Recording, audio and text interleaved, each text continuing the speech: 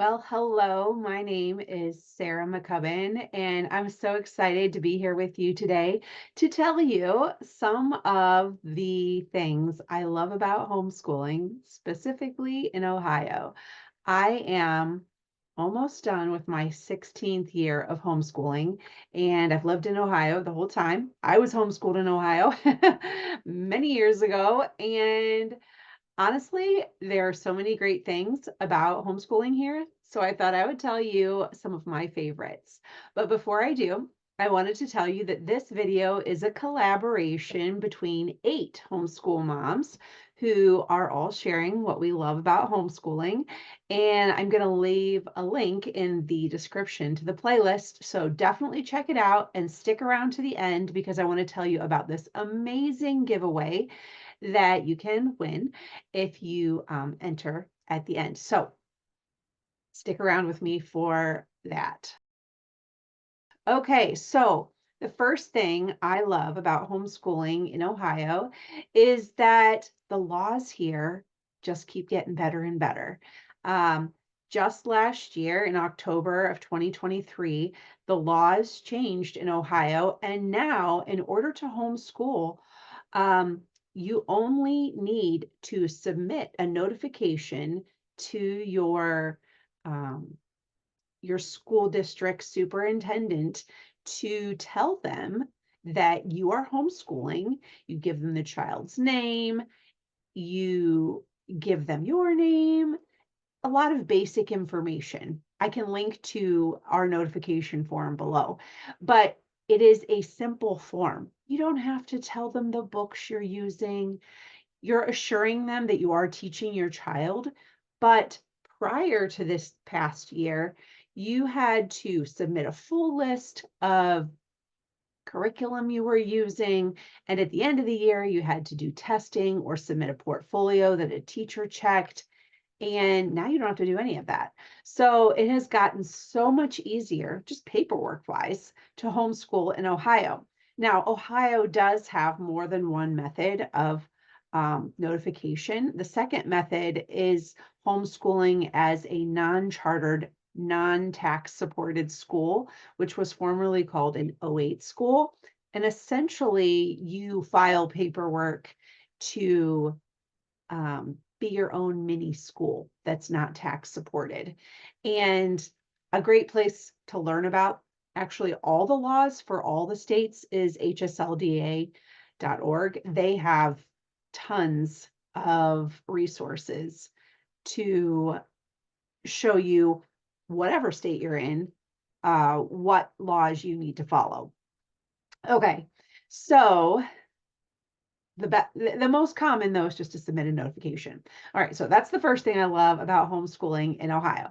The second thing I love about homeschooling in Ohio is that even if you homeschool, you can access a ton of public resources, which I'm a mom of 9, and honestly, not only is money like a thing, trying to help all the kids do all the things they want to do or need, time is a thing, right? There's only one of me. And when we were homeschooling everybody, it was hard to like be in all the places all the time. I was an Uber, right? Driving everybody everywhere. And I still do that, but I'm only homeschooling 3 now.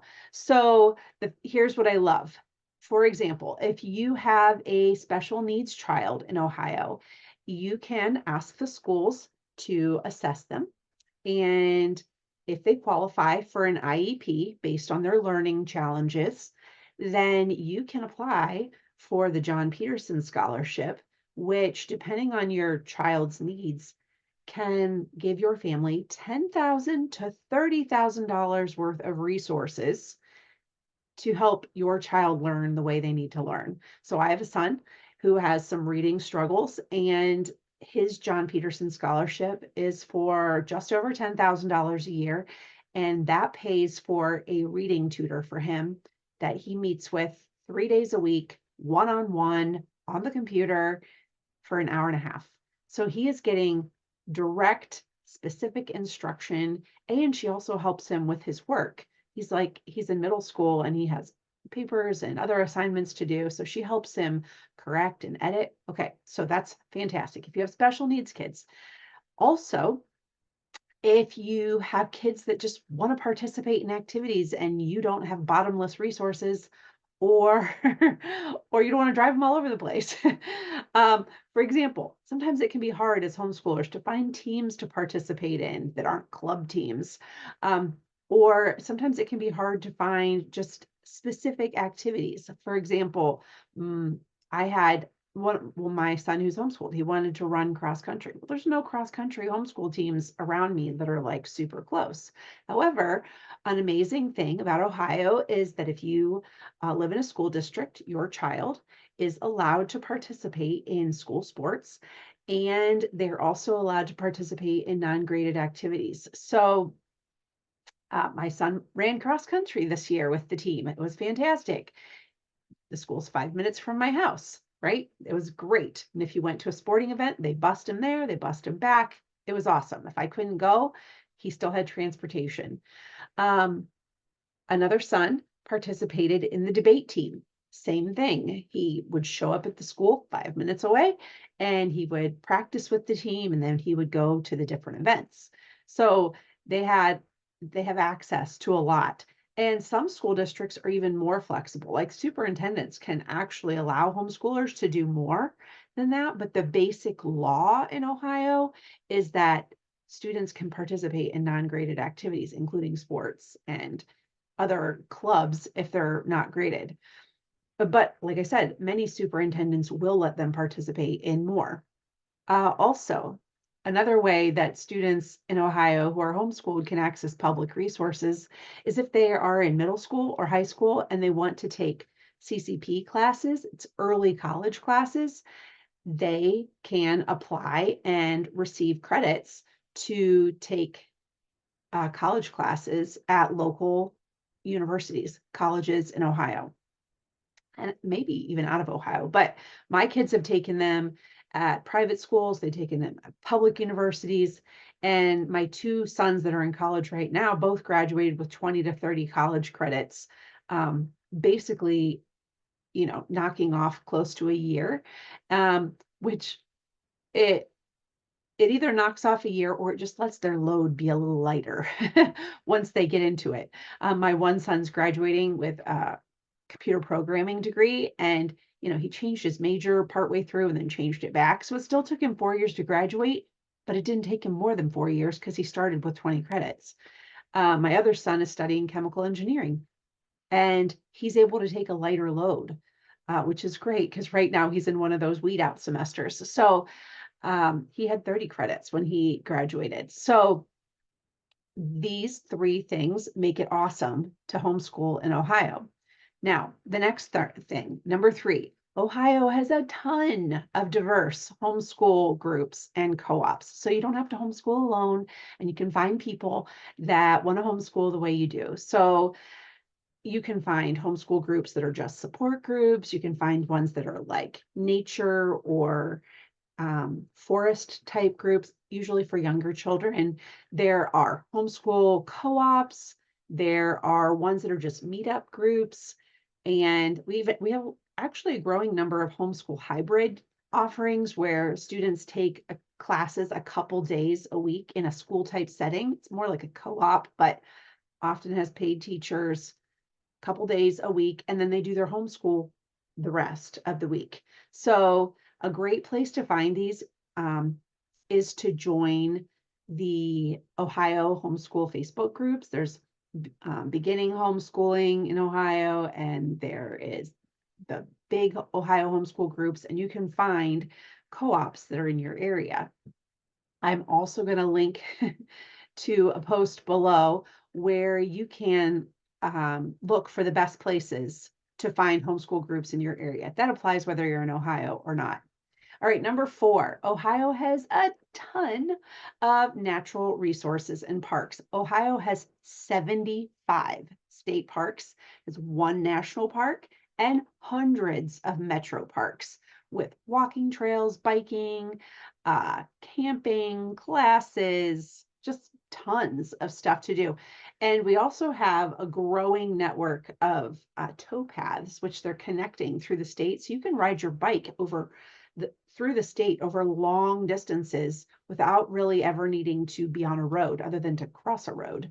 They convert old railroad tracks to paths, and you can travel long distances on these paths. So there's a ton to do in Ohio. We have everything from, Lake Erie in the north, and then we have hiking and waterfalls in the Cuyahoga Valley National Park, down into Hocking Hills.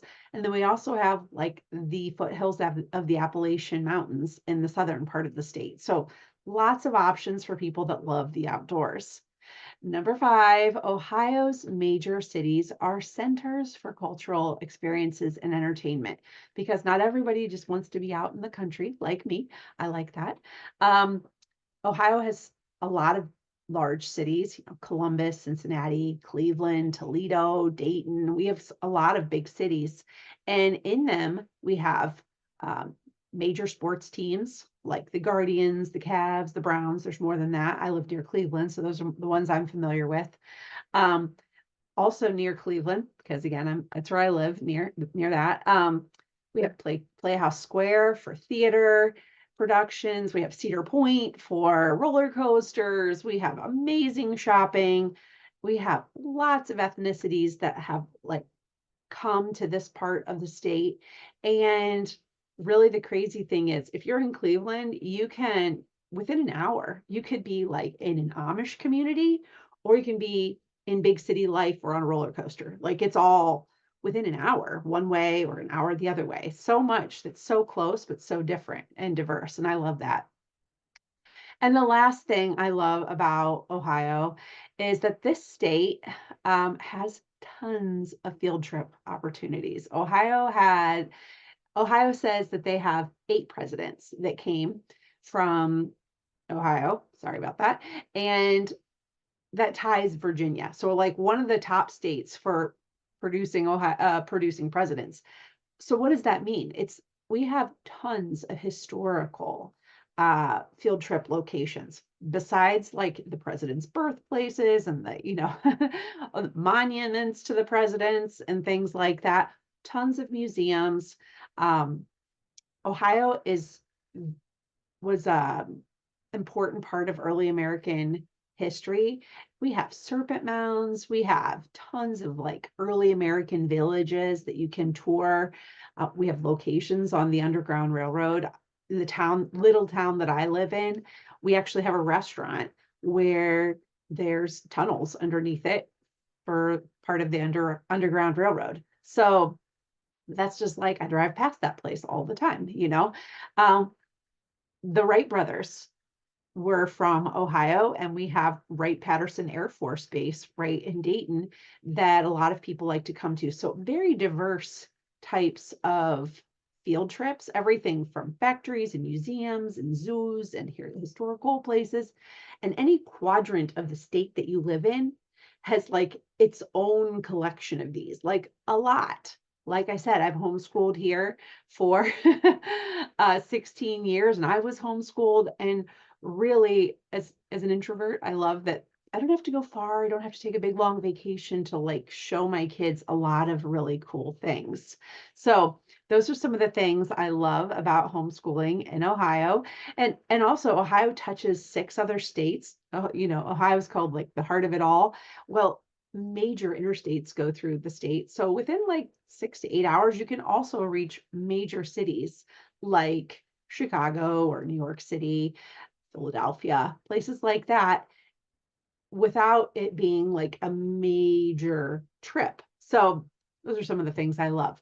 Now, this Valentine's Day, I have teamed up with a group of amazing homeschool YouTubers to bring you a big Valentine's Day giveaway. This giveaway will run through February 26th, 2024, and one of our subscribers will win a $200 gift card of your choice to Giftagram. So whatever gift card you want, you can pick it out. And in order to enter, you just need to enter in the giveaway link that I've dropped below. Super easy to enter.